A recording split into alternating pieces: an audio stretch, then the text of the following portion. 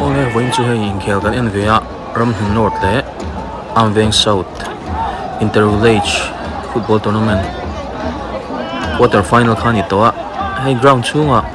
bottle an vom lut na sak khop meya Amveng fans nam hian referee decision a an lungoi lawa penalty turan be se tian pelawa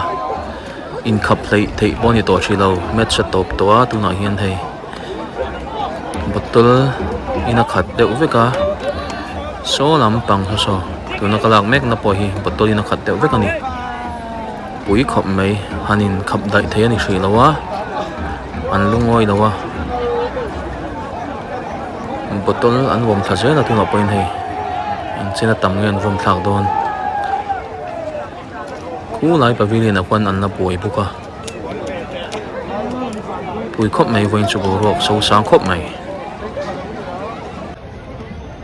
o tuna kwan khu pavilion a kwan anon tlan khom le dum meya enge chan po ka hre to lo thlang lampang khuan en veka an buai na hi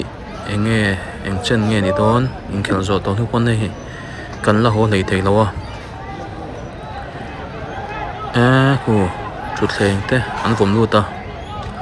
chu thleng em khu chu a full lawa ni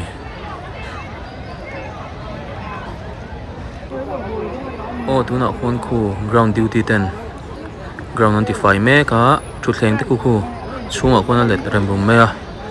kan match official te kan in en fi anga ya chu ba ka in khel en tu te po tiang em a che thi chu amoi lo ve dewani kan thin rim na te po hi tiang em lan tir lawila